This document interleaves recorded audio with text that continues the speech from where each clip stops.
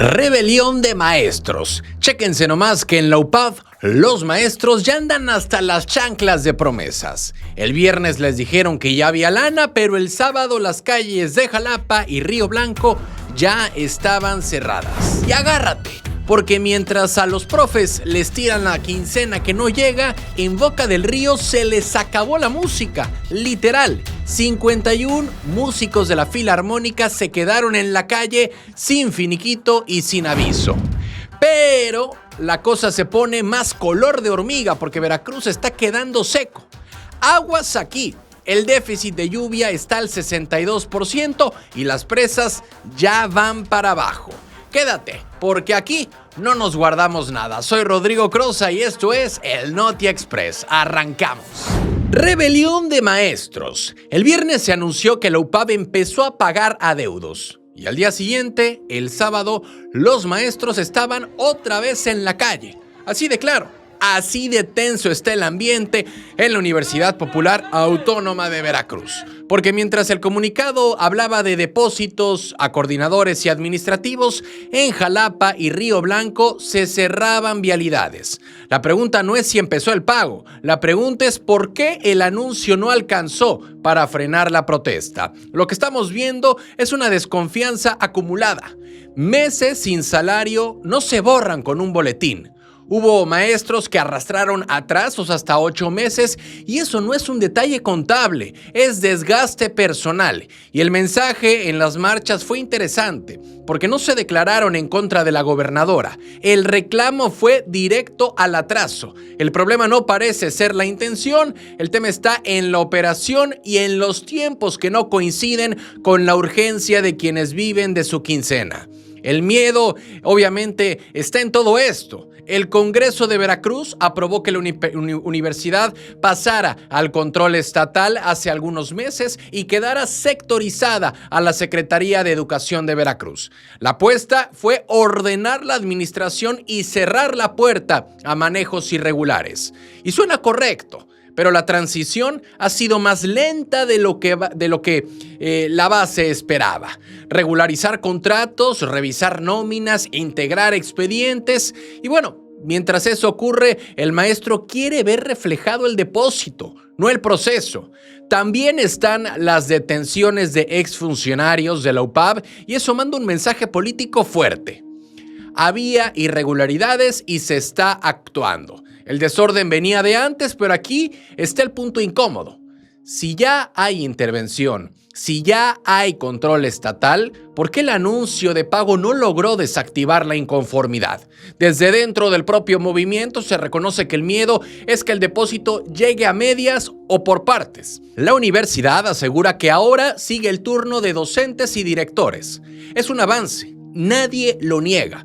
Pero el problema es la credibilidad, porque pasan meses esperando y un anuncio no tranquiliza, apenas abre la expectativa. Y en política educativa, la expectativa mal manejada se convierte rápido en presión social. La administración encabezada por Rocío Nale decidió intervenir para ordenar la UPAV.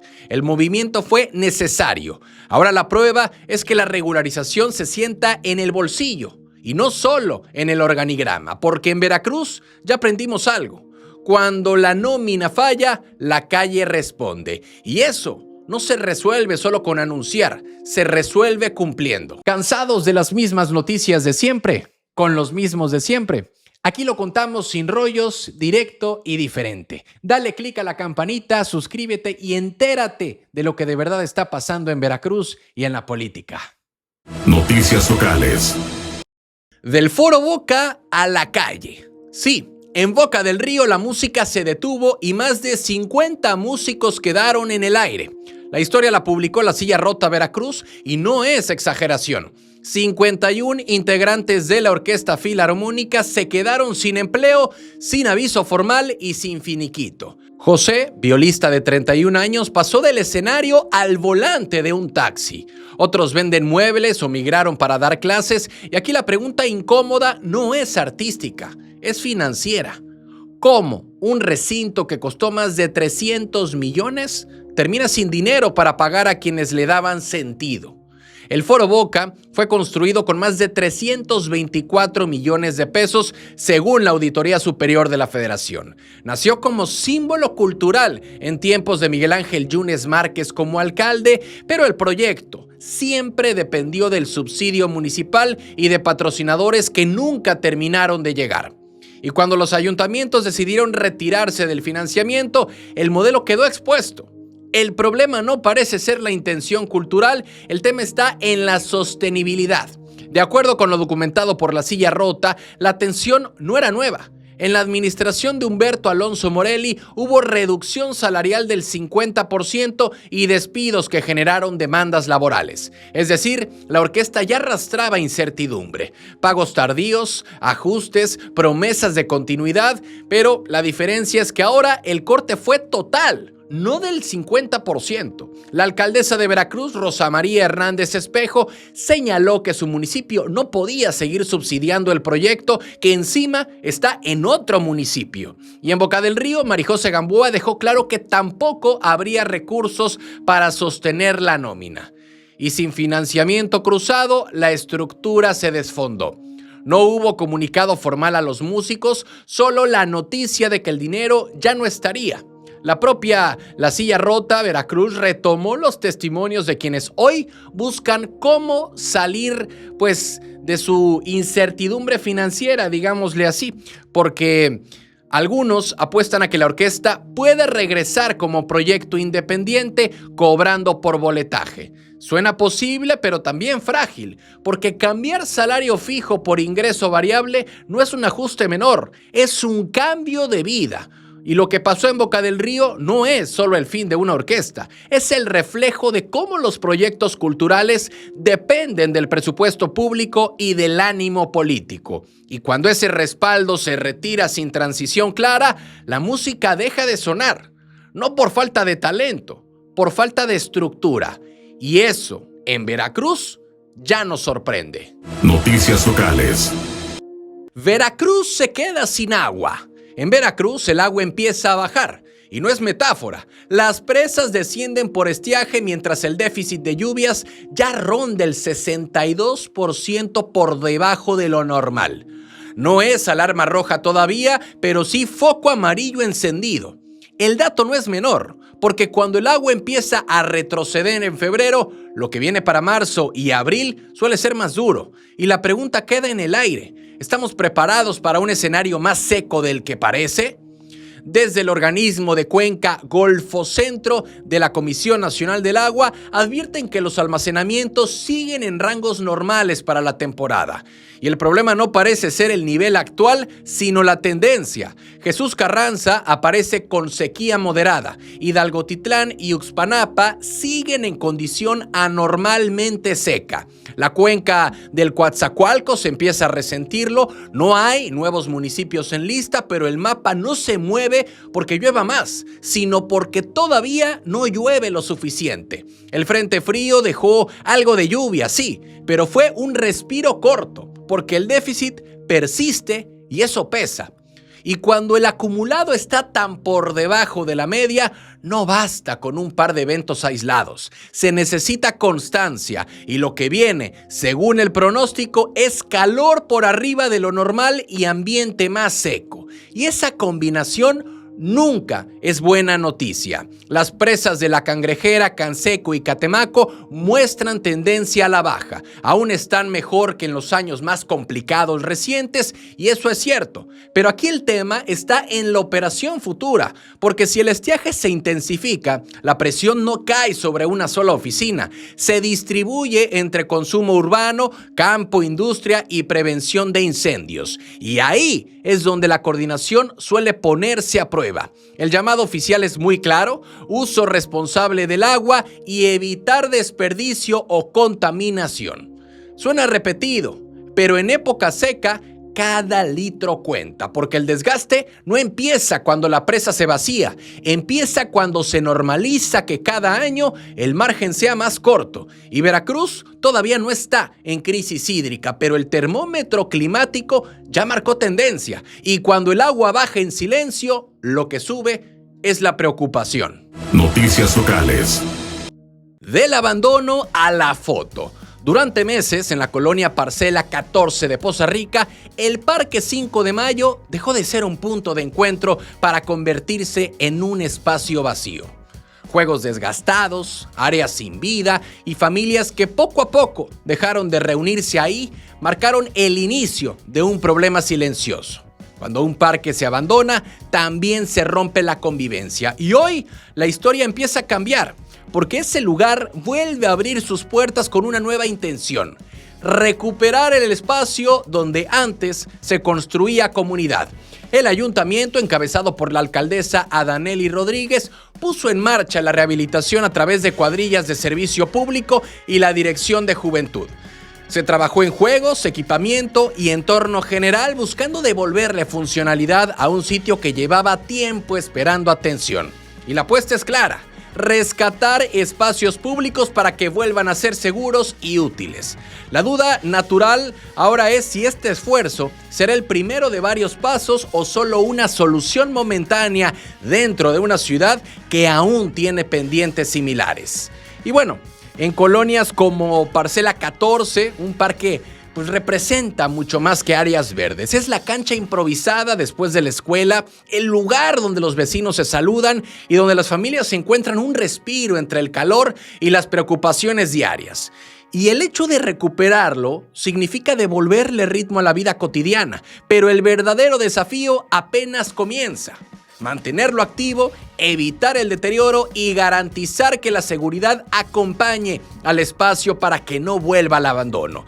Y es que cada intervención en un espacio público también envía un mensaje político. Habla de presencia, de cercanía y de atención directa a las colonias. Sin embargo, la experiencia demuestra que el éxito no está en inaugurar, sino en regresar constantemente, porque los parques no se pierden de un día para otro. Se descuidan lentamente y ahí es donde muchas administraciones enfrentan su mayor prueba: sostener lo que ya recuperaron.